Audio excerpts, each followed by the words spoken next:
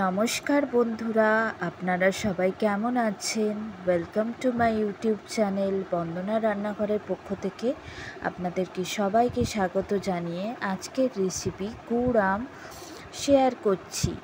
কি দিয়ে তৈরি করছি চলুন দেখে নেওয়া যাক। লাগছে কাঁচা আমগুলো আমি ভালো করে ধুয়ে নিয়েছি, আর লাগছে আখের গুড়, আর লাগছে ফোড়নের জন্য 5 ফোড়ন, শুকনো লঙ্কা, আপনারা চাইলে কাঁচা লঙ্কাও দিতে পারেন, আর লাগছে হলুদ, সর্ষের তেল, নুন। কেউ স্কিপ করবেন না, পুরো ভিডিওটা দেখতে থাকুন। আর ভাজা মশলার জন্য লাগছে গোটা জিরে, শুকনো লঙ্কা। প্রথমে আমরা আমটা কাটা দেখাচ্ছি আপনাদেরকে। এই যে আমের ছাল ছাড়িয়ে নিচ্ছি, আমের ছালটা ছাড়িয়ে নিচ্ছি ভালো করে। আমি বটিতেই কেটেছি, ছুরিতে কাটিনি, আমটা যেহেতু শক্ত ছিল। ছাল ছাড়ানো হয়ে গেছে, এবার আমটা কেটে নিচ্ছি 4 পিস করে। আমের আঁঠিগুলো বার করে নেব কেটে। একটা আম আমি 8 পিস করেছি, ঠিক আছে।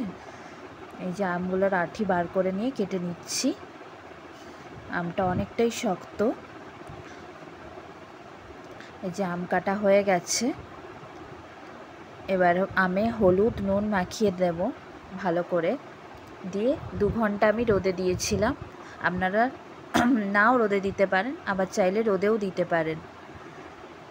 আপনাদেরকে অনুরোধ করছি ভিডিওটা না টেনে দেখবেন পুরোটা। নতুন এবং পুরনো ভিউয়ার্স যারা আছে তাদেরকে সবাইকে ধন্যবাদ আমার চ্যানেলটা ভিজিট করার জন্য। এবার কড়াতে, শুকনো কড়াই, ওই গোটা জিরে শুকনো লঙ্কা নেড়ে মিক্সিতে পেস্ট বানিয়ে নিয়েছি। এবার কড়াতে সর্ষের তেল দিয়ে দিচ্ছি, 5 ফোড়ন, শুকনো লঙ্কা দিচ্ছি। এবার ওই আমগুলো দিয়ে দিচ্ছি, হলুদ নুন মাখানো আমগুলো দিয়ে দিচ্ছি। আমার ভয়েসটা যদি আপনাদের ভালো না লাগে তবুও একটু শুনে নেবেন, গলাটা একটু ধরে আছে, যেহেতু একটু ঠান্ডা লেগেছে বলে। এবার আমটাকে ভেজে নিচ্ছি। আগের ভিডিওতে যারা কমেন্ট করেছিলেন তাদেরকে অসংখ্য ধন্যবাদ আমার ভিডিও দেখার জন্য এবং লাইক কমেন্ট করার জন্য। নতুন যারা ভিউয়ার্স আছে তারা প্লিজ সাবস্ক্রাইব করে দেবেন। এবার নুন দিয়ে আমটা ভেজে নিচ্ছি। আগে যেহেতু নুন দিয়েছিলাম তাই বেশি নুন দিলাম না। এবার আমি গুড়টা দিয়ে দেব, আখের গুড় পরিমাণ মতো আপনারা দেবেন, পরিমাণটা বললাম না।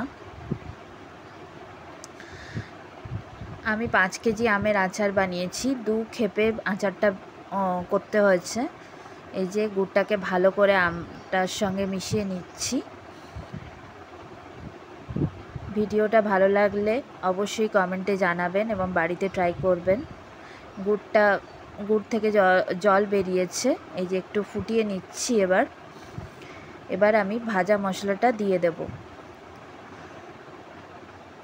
ভাজা মশলাটা দিয়ে দিলাম। এই ভাজা মশলা দিলে আচারটা খেতে টেস্টি হয় একটু।